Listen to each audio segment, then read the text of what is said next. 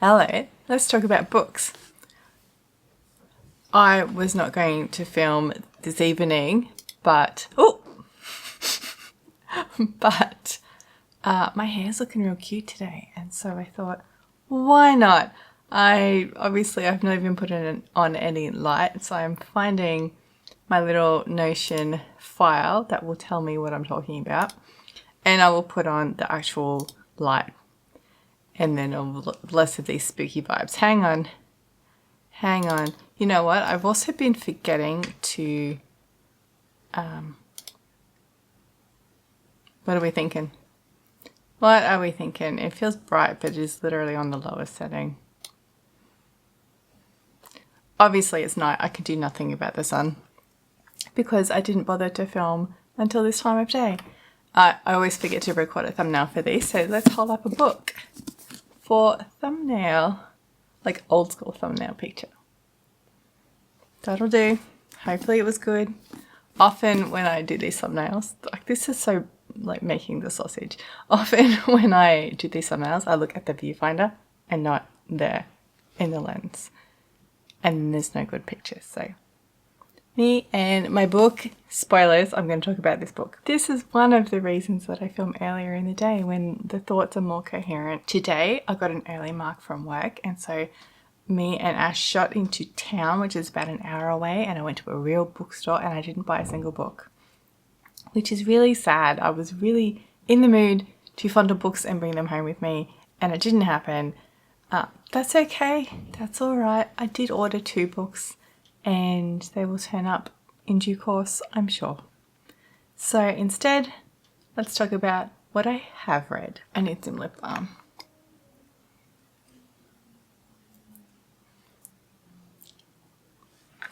This lip balm is vanilla flavoured, and it's not my favourite, but it's okay. It tastes like it smells like vanilla. None of the books that I finished this past week were physical books, so please to enjoy pictures.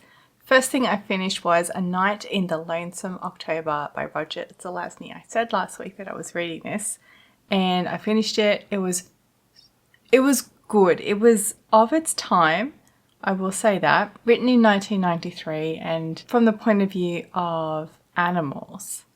Well, an animal. But I just felt that it was just nice, even though the subject matter wasn't nice. They were trying to start or prevent basically the apocalypse, and they were killing people and digging up body parts and doing all sorts of magic things. So like all of that stuff obviously isn't a nice subject matter, but it was all in the background, and it was all very cozy fantasy.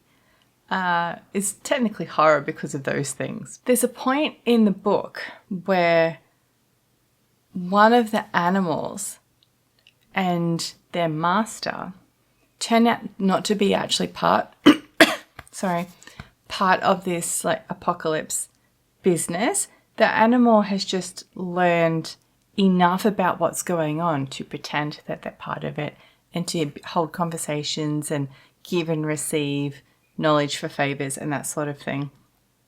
And just by being around it has picked up enough knowledge to assimilate. And there's a scene where Snuff, our main POV character, is talking to this other character and saying, like, how much do you know about what we're doing here?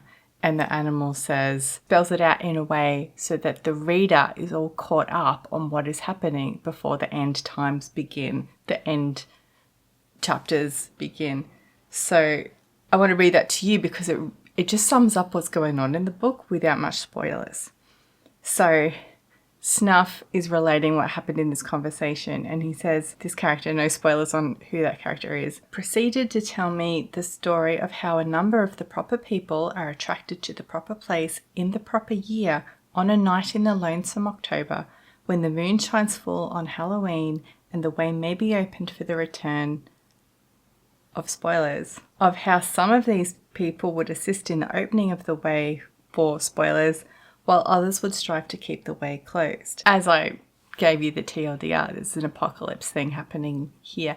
But it was just, I had a lot of fun. I had a lot of fun hanging out with Snuff and his frenemies, not knowing what was happening and just trusting that it would all make sense eventually. Or not even that it would all make sense, but that by the end of the story, you'd been on the story journey.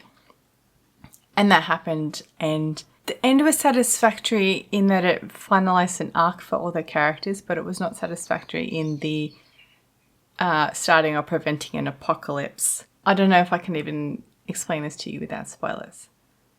So I won't. Suffice to say, I had a good time with this book, and I will be buying a physical version because I enjoyed it. Come back to the Bright White Notion page. All right, after that, I finished reading What Feasts at Night, which I bought last week.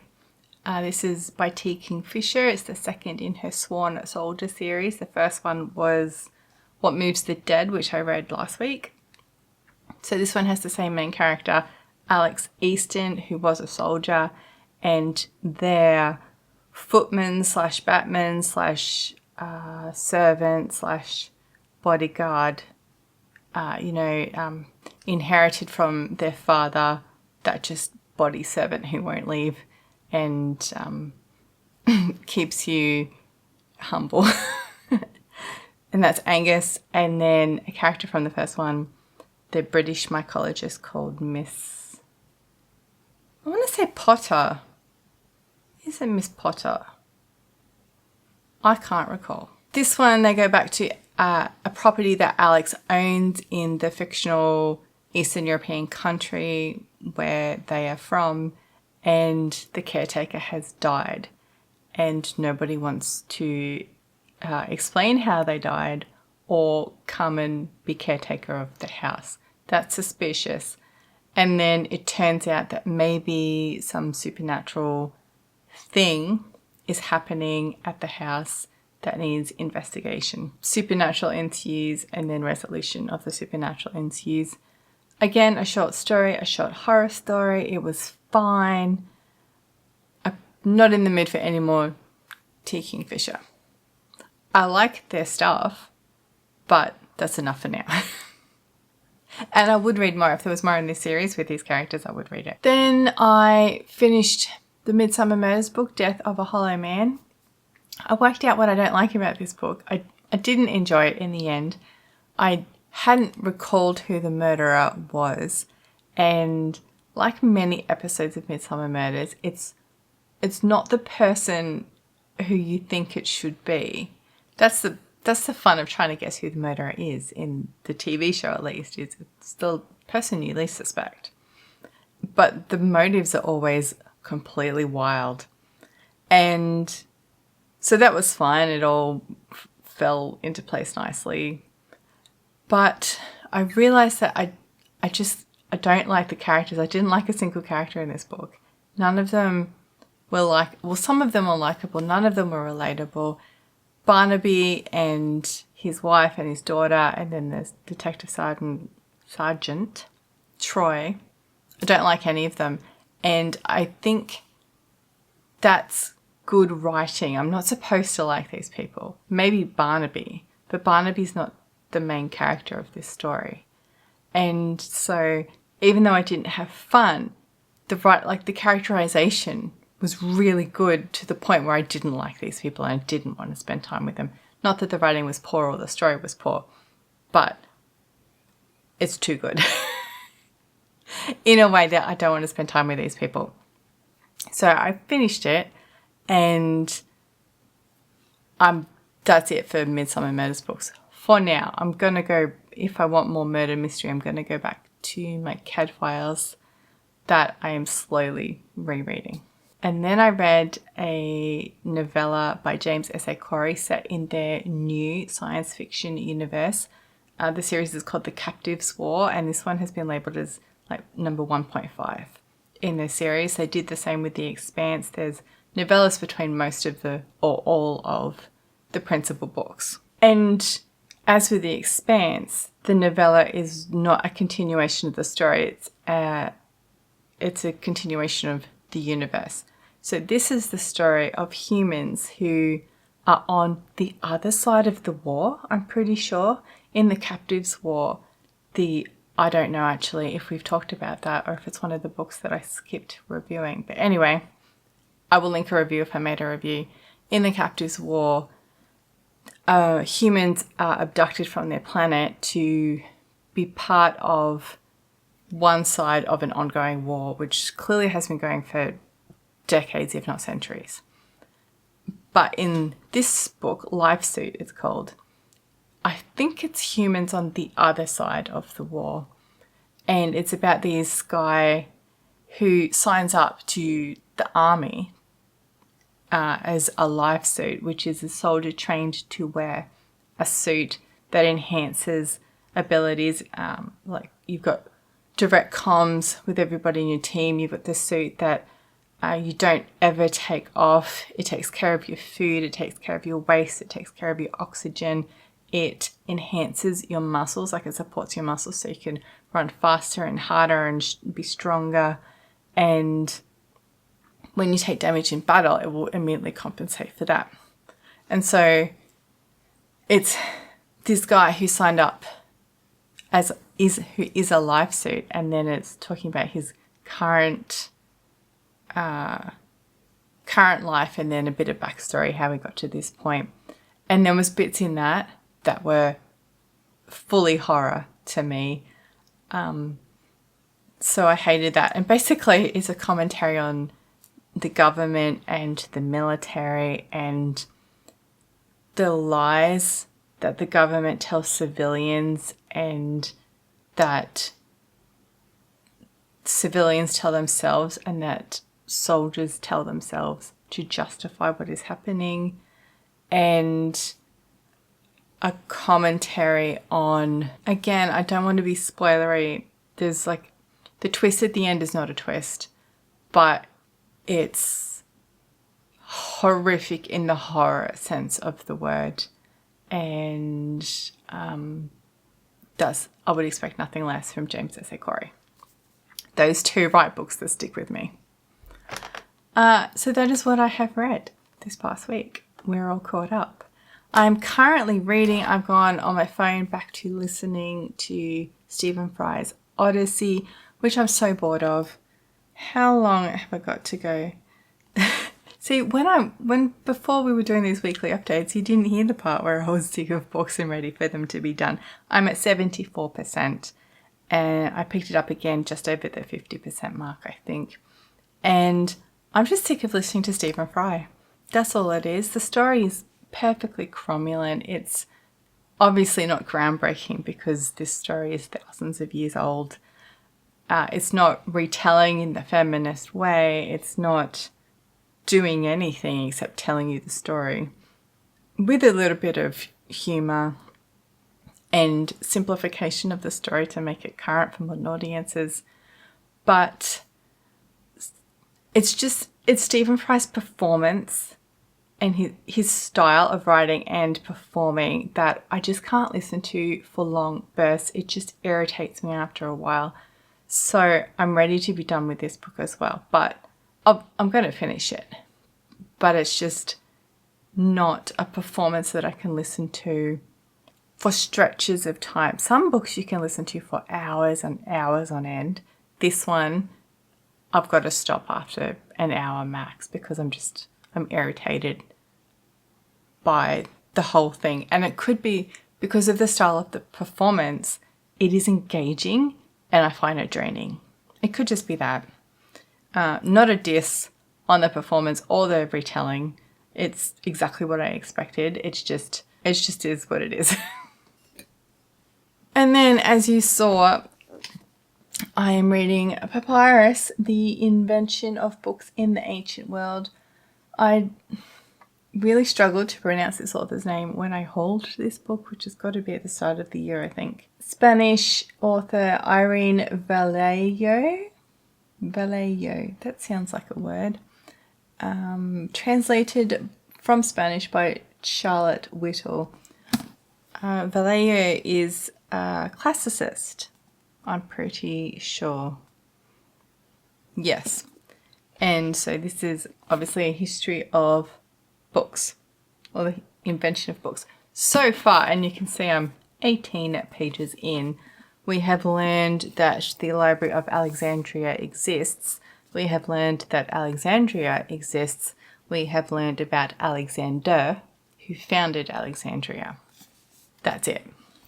So, I mean, obviously, there's space to expand on the story. We've only just begun. And I guess, like with all historians, you've got to put it in context. She's giving me context, and that's fine. I have no problem with that. It's just at a point where I was, you know, Alexander and his men mutinying in the subcontinent. And I'm like, what has this got to do with books? It's coming back to the point. Alexander's died now. Ptolemy has taken over Alexandria. Yeah, Ptolemy. And then is the one who will help grow the library into what we think of as the Library of Alexandria, I think. I'll find out as I read it. Luke, in the comments of the last video, recommended another gothic horror with mushroom vibes that along the same veins as... Oh, goodness me, that's my phone. It scared the crap out of me. Gothic horror along the lines of the T. Kingfisher. So if you're interested in that, check out that comment. I did look at it. It did sound interesting. And then I thought, no, it's non-fiction November. Let's read some non-fiction that I already own. I'm thinking actually next year, like everyone did a 24 and 24 TBR this year. And I'm thinking next year I should do 25 and 25. But those 25 books have to be books that are already here or on my Kindle. It's easier to ignore the TBR on the Kindle because I can't see them unless I go specifically looking. Whereas these books, if I just went like this, I can see straight ahead of me something that I was so excited to read and I haven't yet. So 25 and 25 will probably be mostly non-fiction. I don't think I could read that many non-fiction books in a year. Anyway, that's what I'm thinking because thinking about getting into next year. So that's where I am. I've still got all those other books on hold. The Shirley Jackson, Henry James, they're both short story collections, and The Witcher, which is currently on the floor behind me. I don't know about that one. It would be a good bedtime reading book, but I'd read the Kindle in bed for convenience reasons, and I don't need to buy a second copy of that book that I am already not enjoying just to read it in bed. The last part of the video is always the books that I have bought this week, and the only one I bought this week was Leipzig, which I already talked about. If you're into James S. A. Corey and The Captives' War, add it to your list maybe, or when they finally finish the series they'll release it as a compendium. Oh my goodness, that cat scared me. Can you see her up in the tree? It's just late at night and I am tired. I need to take this face off and everything is is startling me. So that feels like a place to wrap it up. Tell me what you're reading if you have suggestions based on what I'm reading. Thank you for watching and supporting my channel and these shenanigans, and I will edit this into something coherent, in theory. My hair is cute today though, isn't it, right? It's worth it.